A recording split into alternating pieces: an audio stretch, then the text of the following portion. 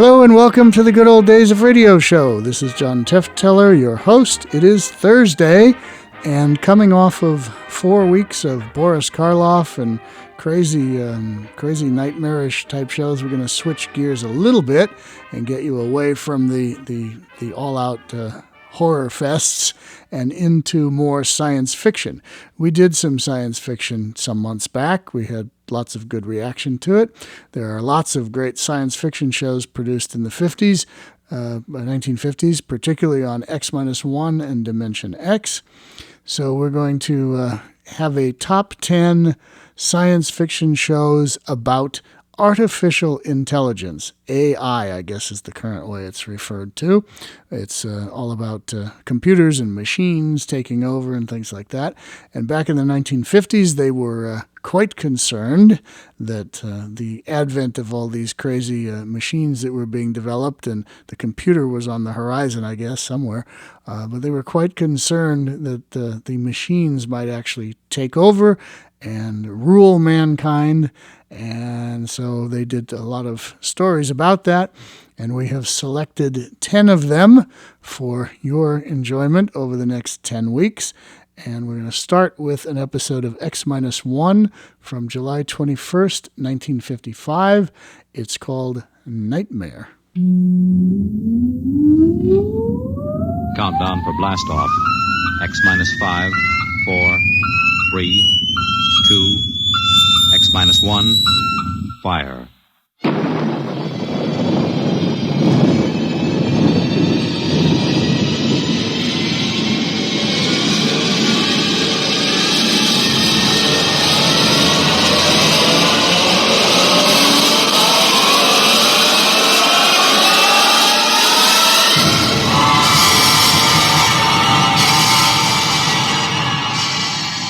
From the far horizons of the unknown come transcribed tales of new dimensions in time and space. These are stories of the future, adventures in which you'll live in a million could-be years on 1,000 maybe worlds. The National Broadcasting Company, in cooperation with Street and Smith, publishers of astounding science fiction, presents X-1.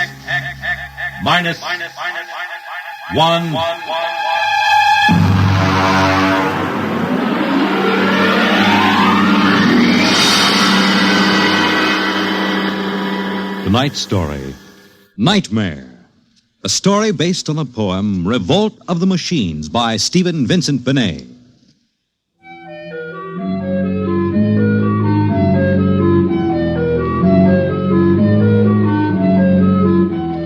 Nobody knows exactly when the nightmare began.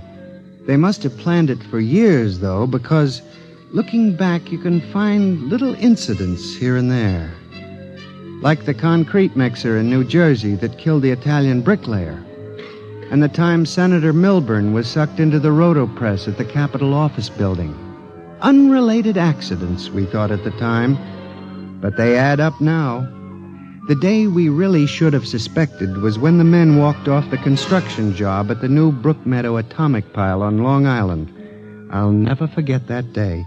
I was working as a statistical clerk in the project then, operating one of those miracle computing machines. They called it ENIAC. Mr. Gurney. Yes, Bella? The chief wants to see you in his office. Me? Unless you were no longer Samson Gurney, he wants to see you. Oh, thank you.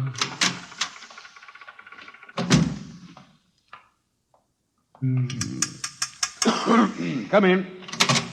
You wanted to see me, Mr. Hawk? Gurney, I thought those electronic computations were infallible. They are, sir, but... We've got a kickback from the chief physicist. These nuclear fission equations are inaccurate. Well, sir, you know the computer is a highly complicated machine, more complicated in many ways than the human brain. I'm not interested in the physics of it. Can something go wrong? Well, occasionally, if there's an overload, the machine goes haywire. Sort of has a nervous breakdown, you might say. We usually rest it up for an hour, and it's okay again. Well, do whatever has to be done. Yes, sir. And, Gurney. Yes, sir? You've been with the Bureau for over 15 years now. It would be a shame to have to remove you because you aren't keeping your mind on your work. Mr. Hawk, I assure you... Excuse me. Hawk speaking. Huh? They've what? All of them? Well, have you tried to talk to them? Oh, Oh, yes, of course. I'll send one of the safety engineers over. Place is falling apart piece by piece. Miss Roscoe, the men of the construction gang of the new building have walked out on us. They're complaining that the job is jinxed. Someone slipped this morning and fell into a turbine.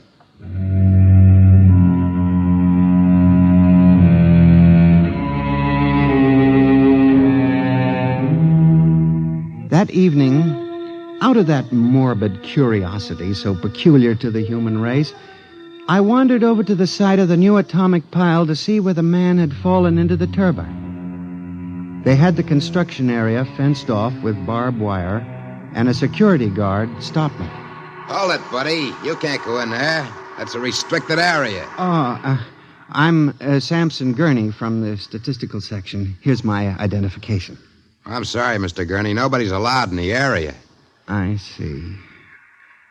Tell me, was he, killed instantly? Like that. This guy was checking a magnetic field inside the turbine. All of a sudden, for no reason at all, the turbine starts up. Bzzz, and it's over. 3 days ago, a bulldozer starts up by itself and runs wild.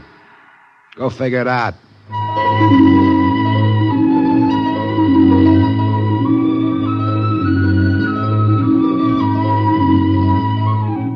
I'm a statistician. All my life I've been interested in statistics. So a simple-sounding thing like this started me off. I went back to the office that evening instead of going home, and for the next 2.5 hours, I computed statistical figures on the probability of industrial accidents for the types of machines we were using. I took one look at my figures and went down to Hawk's office. Oh, what is it, Gurney? I'm very busy. It's urgent, Mr. Hawk. Well? It's about these industrial accidents we're having, Mr. Hawk. What about them? Mr. Hawk, in the past 3 months, industrial accidents all over the country have taken a sharp, unexplained upswing. Nerves. We've had a 100% increase over normal for this project alone. What? Here are the figures. Oh, now, Gurney, this is impossible. It seems to be, and that's why I have a theory, sir. What's that? Sabotage. Gurney, why don't you stop playing FBI man and stick to your job? Which, incidentally, you haven't been doing too well. You and your computing machine have made mistakes before, and this fantastic figure is probably another. I'll have Miss Roscoe show you. What's the matter with this blasted buzzer? Miss Roscoe! Miss Roscoe! Yes, sir. Stop this blasted buzzer. Get a repairman, a mechanic, anything, but stop the thing. And you, Gurney, get out! I went back to my office to get my hat and coat, feeling about as unhappy and humiliated as a man can feel. The office was dark and deserted. The whole building seemed oppressive and unnatural, as if some evil force were pressing down on it. I walked across to my desk. In front of me, the ENIAC glowed and chattered eerily as it worked on the equations we had fed it that morning. Its many-fingered circuits hung against the wall like some great octopus, and the thousands of tubes glowed orange and blue in the dark like 1,000 globing eyes staring at me. It almost seemed alive. It increased its tempo a moment, and a fleeting notion crossed my brain that it was laughing at me. Laughing like all the others. What was the matter with me? I shut my desk drawer and began to put the cover on my electric typewriter when an amazing thing, the most amazing single incident of my life happened. Alone in the darkness, with no one at the keyboard, the electric typewriter began to type. Am I going crazy? This can't be. There's nobody there. There's nobody there. Oh, no. I just imagined it. It's in my mind. But I hadn't imagined it. The paper was there on the carriage. Did I dare read it? Or would the whole thing suddenly vanish and send me shrieking to the nearest psychiatrist? I removed the paper from the machine and read. Samson Gurney, there are some questions better left unsolved. The answer to yours is death.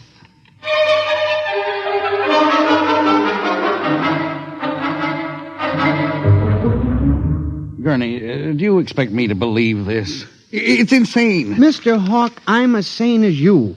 I'll submit to any psychiatric examination you choose. That typewriter wrote this message by itself. Then this is just some practical joke someone in the office is playing. There was no one in the office. Oh, of course not. They wired up the machine and left. I checked the machine myself, Mr. Hawk. All right, Gurney. You leave this note with me, and I'll turn it over to the security force for further investigation. But... No buts, Gurney. The security men will handle it. Yes. And now, you just relax for a few days. Everything will turn out all right. The main thing is not to let little things upset you.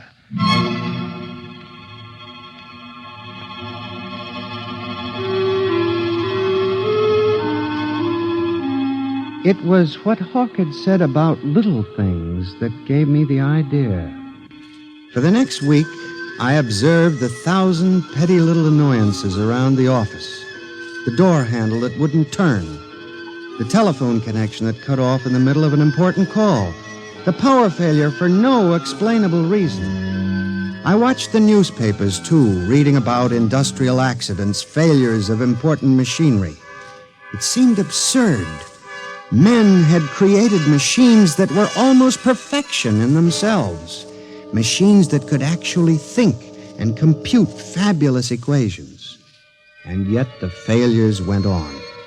I, Samson Gurney, an unimportant clerk in an unimportant job, knew that I had stumbled onto a secret so monstrous in its implications that I was almost afraid to pursue it.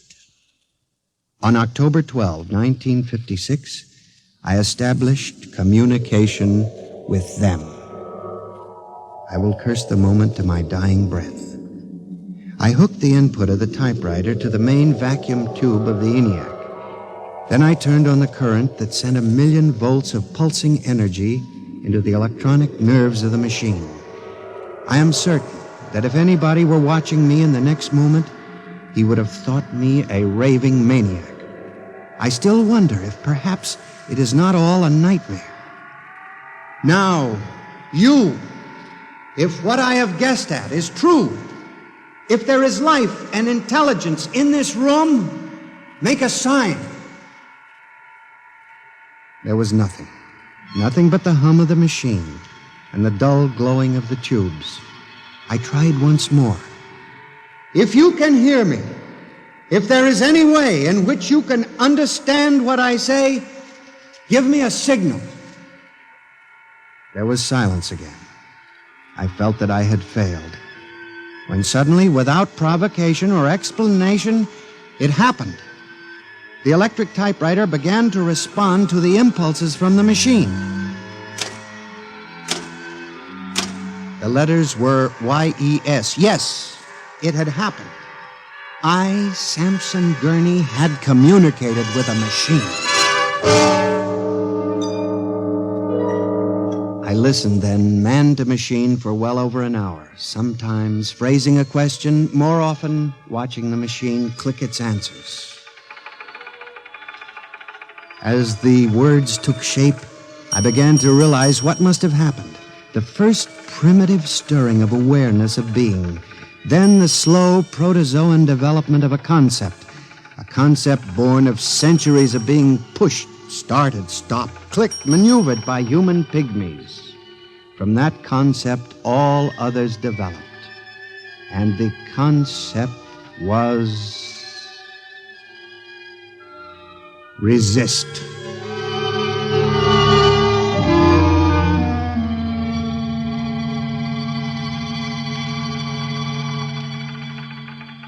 And now they were tired of it, tired of wrapping cigarettes and collecting nickels and waving hair and moving earth and mixing cement and solving equations.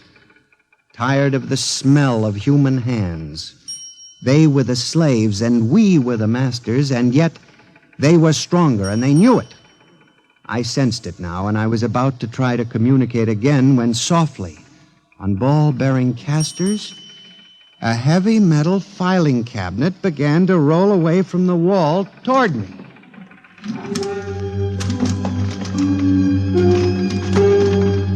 I started to move to one side when another cabinet slid out from the wall. And then another, surrounding it.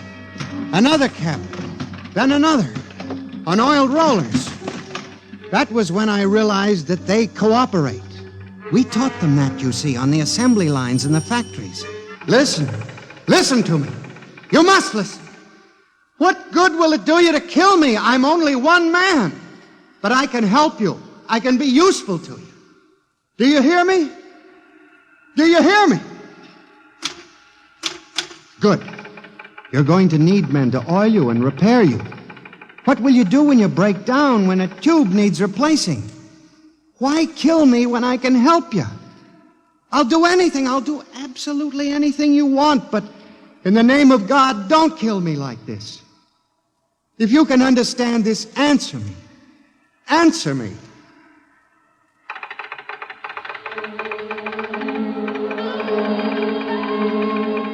The appeal was a fortunate one.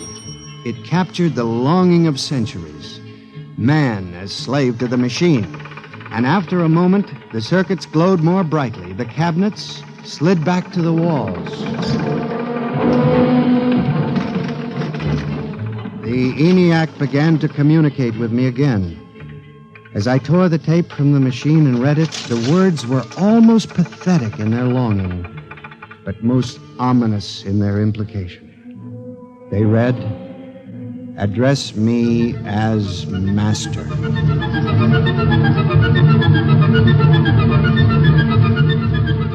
My life for the next 6 months was a nightmare. The ENIAC gave me messages which I had to transmit into my telephone. Messages with no human being to receive them. Only the network of pulsing telephone wires, flung like a spider's web across the world. It was done at night, of course. During the day, the machine worked accurately and ceaselessly at its appointed job. At night, it became a demon, a master plotter, with me, Samson Gurney, as its pawn and human courier. I was frantic. I began to lose weight. I couldn't sleep. My nights were torture, a constant fear. It was in December, just after Christmas, that I transmitted a message to the telephones for relay to all machines of transportation. The message was one word: kill. Next morning, I went directly to the office of Mr. Hawk. I was highly agitated. My lips trembled as I spoke. Mr. Hawk, what I'm going to tell you sounds crazy. I know it does. But I must say it. All right, say it then, for heaven's sakes. Mr. Hawk, have you ever heard of resistentialism? What? Resistentialism. It's a theory that inanimate objects tend to resist living objects. Look, Gurney, I haven't time for nonsense. Mr. Hawk, I'm trying to tell you all these accidents, the trouble with the machines. Mr. Hawk, they're alive. They think, they cooperate. And they hate us. Who? The machines. Gurney. You've got to believe me. I've communicated with them. I know. They've threatened my life, but I don't care. Something's got to be done. The world has got to be saved. And there's still time if we wake up. What are you doing? Just relax, Gurney. Everything will be all right. What are you doing? Miss Roscoe, send for the plant physician at once. Mr. Gurney has had a nervous collapse. Now, everything will be all right, Gurney. I'm afraid we'll have to remove you from your job, but I'm sure the rest will do you good. You fool! You blind, stupid fool! Can't you see what you're doing? Fool! Fool! Fool!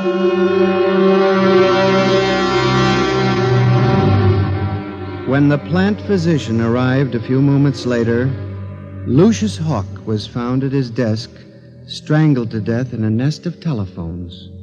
The wires were still humming softly. Samson Gurney, you stand accused of the crime of murder. How do you plead? I did not kill him. I didn't. So record. The prosecution will proceed with testimony. Now, Miss Roscoe, did you notice anything peculiar about Mr. Gurney's behavior prior to the death of your employer? Yes. He acted very strangely. He told Mr. Hawk he thought the machines were alive. Order! Order! Miss Roscoe, did the accused quarrel with your employer on the morning of the murder? Oh, yes. He and Mr. Hawk quarreled violently.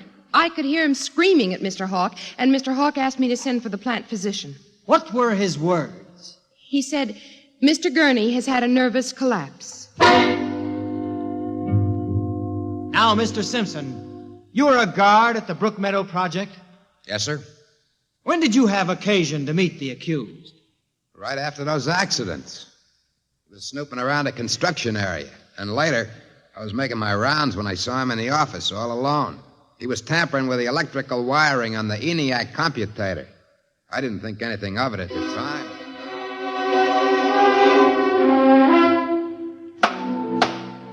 And in view of the expert testimony heretofore expressed, the court hereby finds you guilty of murder in the first degree, with the recommendation that you be examined and committed to the State Hospital for the Criminally Insane at Matawan.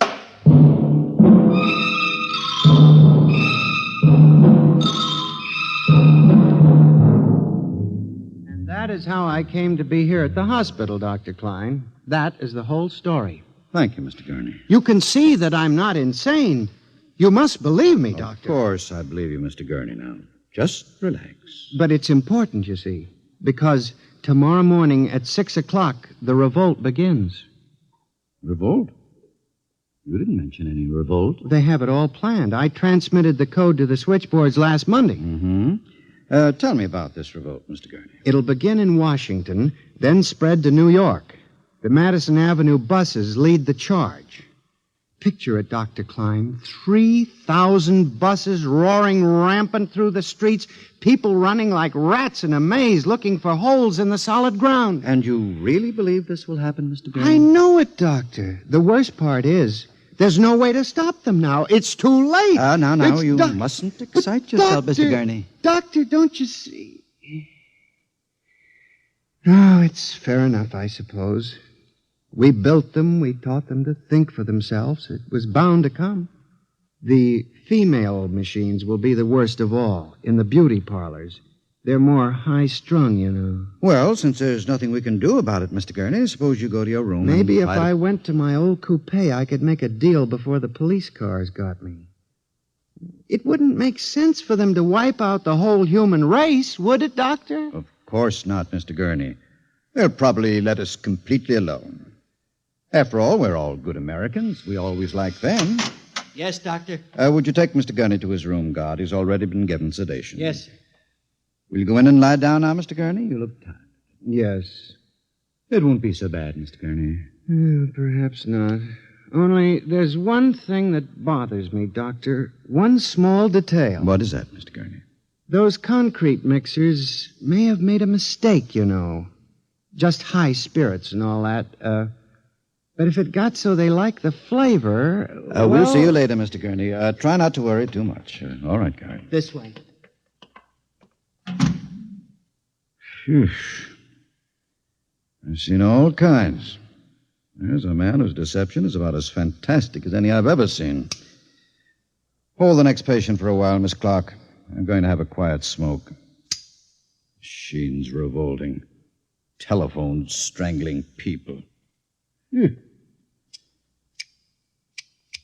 This blasted cigarette lighter, why won't it work? Just fill it with fluid. Flint is good. Oh, well. You never trust this newfangled machinery.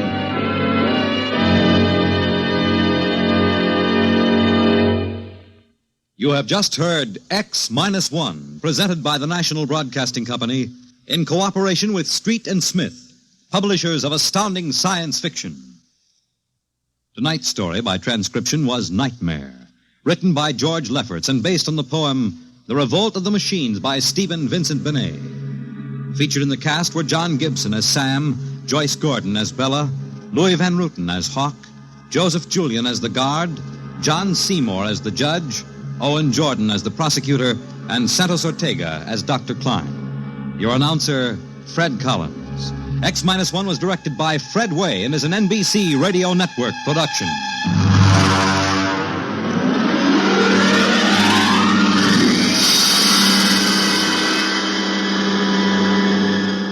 And now, next week, suppose you were a private detective and discovered that there was a Martian embassy hidden somewhere in New York preparing for an invasion of Earth. Next week on X-1.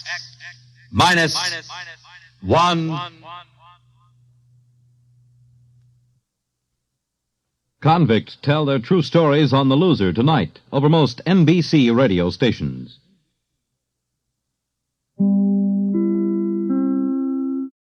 Okay, X-1, Nightmare, all about those machines gone awry. And we'll have more about machines going awry for the next few weeks as we launch this series on artificial intelligence and science fiction in the 1950s.